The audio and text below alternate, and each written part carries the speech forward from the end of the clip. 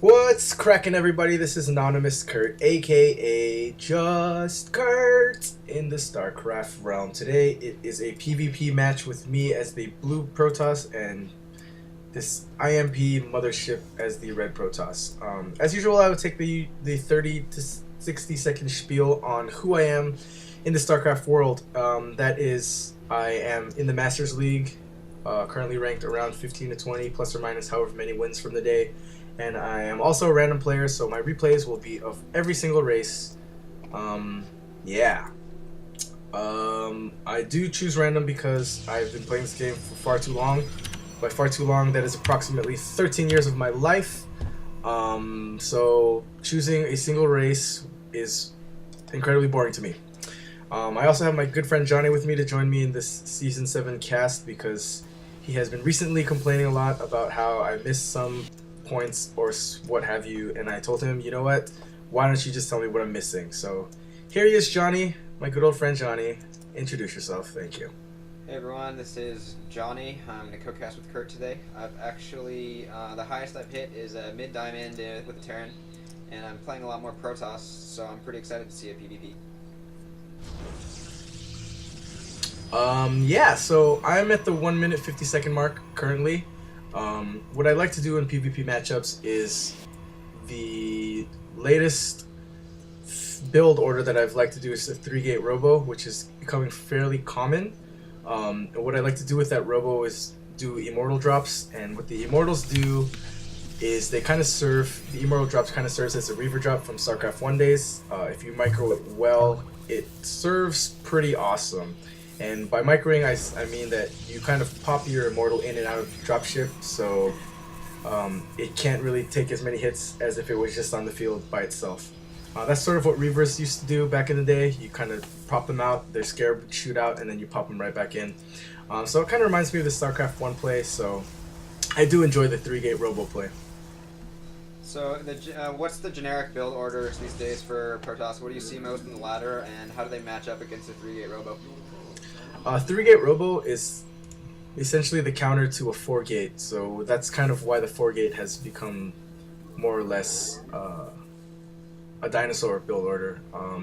So I don't really see it that often anymore because essentially a 3-gate robo, if you get an immortal out versus somebody who's 4-gating, they'll have a bunch of stalkers, and immortals eat stalkers up like candy. So I've just been doing 3-gate robo because as I said, I do like the War Prism dropship play, and it's also the direct counter to the 4-gate in my opinion because, yeah, stalkers are nothing to immortals. I do build this one zealot out, PvP. I don't build it in any other matchup because they're not good against Zerglings and they're not good against Marines. I build it because usually as I'm chasing this probe away, probes kind of hang around in your base to try to get some scouting information. As he did, he kind of did a little workaround, and now he's coming back into my base. But I built this zealot kind of to take the probe away, and also since I am doing a 3-gate robo with a planned drop attack, I'll load this zealot and I'll build one more later, and all that will do is basically, it's kind of a meat shield for my immortal. So it has an early game purpose and a late game purpose at the same time.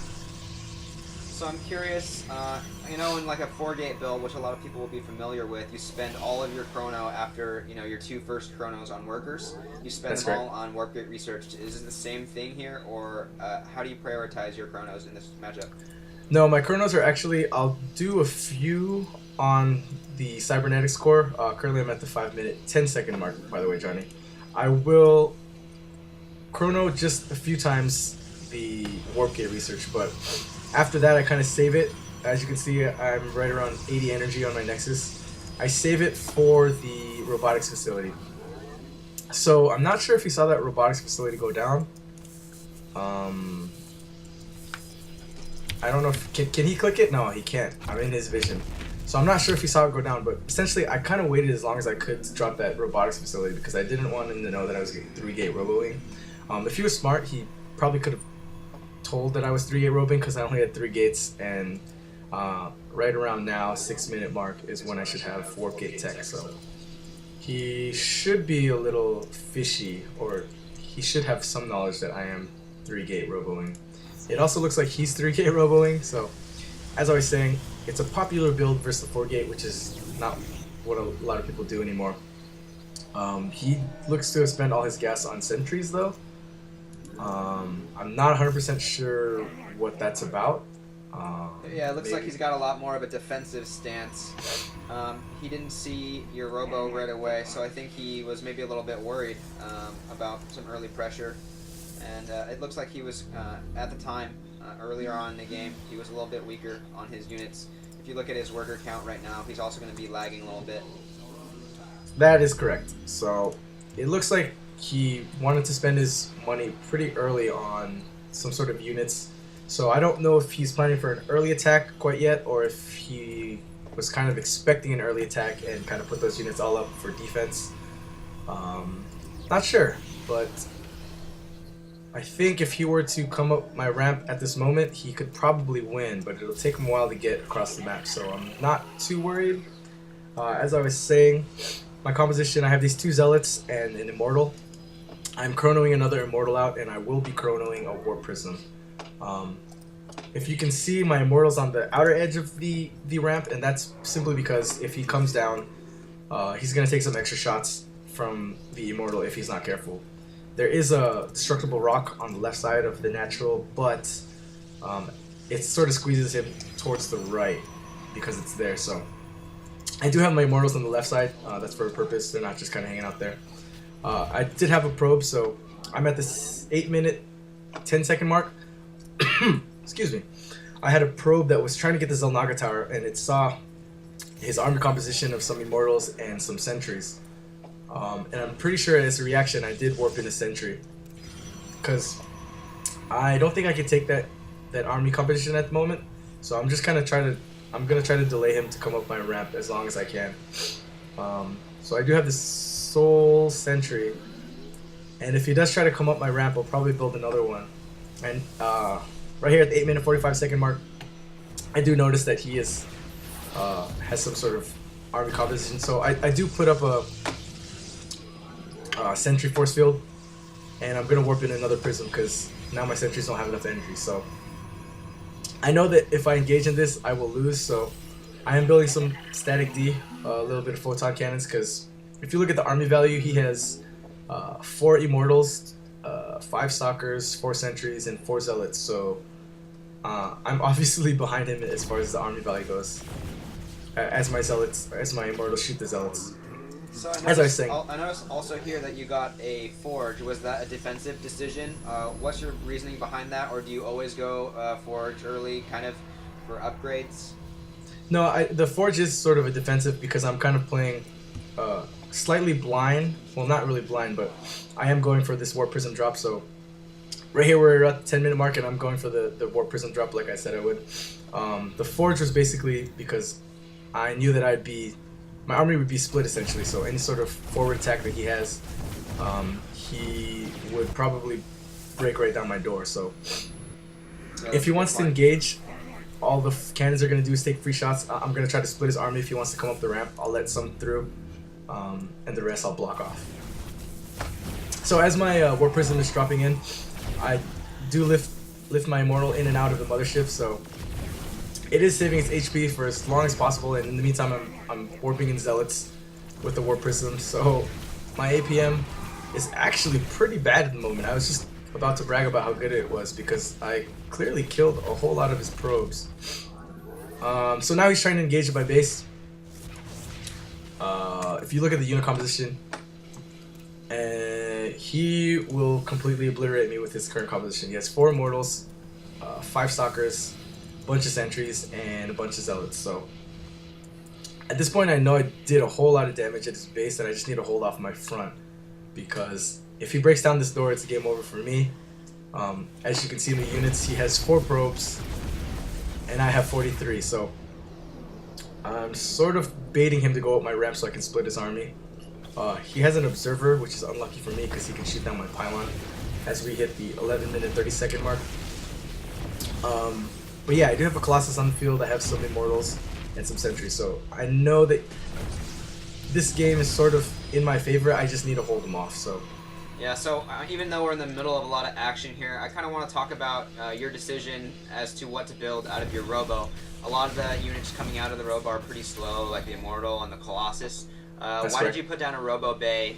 Is it something you saw? I usually tend to put Robo Bays down because the Colossi are fairly strong versus Warp Gate units, and I did notice they had a lot of Warp Gate units. They're really weak against Immortal, but I have 2 Immortals myself, so I figured the Colossi mixed in with my Warp Gate composition would sort of off-balance this stronger army that he has. And especially mixed up with the Kens and the basically the defensive hold that I have at my ramp. And so at this point in the game, I'm just nearing the 13-ish minute mark. Yeah. Right now, you've both been playing largely one base play. He's been pressuring a lot at your door. Do you feel any pressure to, get an expo down, pull it toward the late game, or are you just kind of trying to play defensive as long as you can? I'm always looking to go towards the late game play, but I know right now as my army composition is composed, it will not take down his, so I'm sort of I'm still building probes, but I'm actually not. But as you can see, I'm completely saturated, and I know that at this point, so I need to take my expo. Ooh, excuse me here. Anyway, it's at 13:30, and I am putting my expo down. But yeah, I do know that I did see that I killed a whole lot of his probes, and I'm warping in 4 zealots, and I'm gonna put them back into my warp prism and kind of harass him back at his minerals again. It looks like he is kind of reading me wrong. If you see in the middle of the battlefield on his view, he is making a concave. But in the meantime, I'm in his base, kind of going through his probes. So,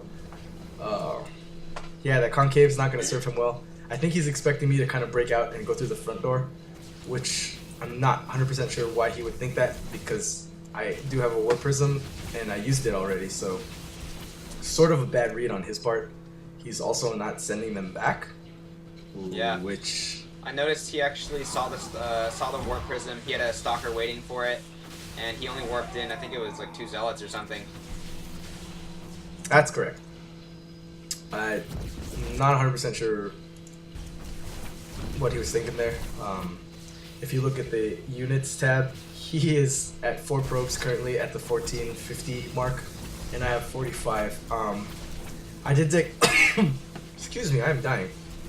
I did take out his small army that he had to protect his main, and now I'm just targeting his nexus at this point because I see 2 stalkers to my 3 stalkers and 3 zealots, and I know that if he engages, he's gonna lose. So I'm sort of just targeting this nexus and not really caring about the shots that my units are taking. So it looks like he's finally reinforcing around the 1530 mark, and you managed to snipe his nexus. I noticed that you didn't bring your main bulk of your army back to finish him off. Is there a reason for that? Well, at this point, I'm pretty sure that I still, as far as his army composition, I'm not sure that I could win it if I engage straight on. But I know that he can't come into my base, so I know that I just crushed his nexus, and he's basically out of money. So I'm not gonna gamble with it and kind of push all in, because if he were to stop my army, I'm not sure that I'd be able to replenish it fast enough. So I could have went through the front door, but I didn't want to risk it, I guess, because I've seen what his army looks like, and I'm not sure that my army can quite beat his yet. So as you see, there's only 3 Colossi in the field, 2 stalkers, or 2 immortals and 4 stalkers. So he's got a whole lot of immortals, and those eat stalkers and Colossi fairly well. I do know that his base is being revealed at this moment, so I know that he's either gonna all in push me or lose, essentially. So I do have a concave at my ramp. If you notice, I have my Colossi split up. So I'm sort of ready to engage, and that looks like that's what he's gonna do.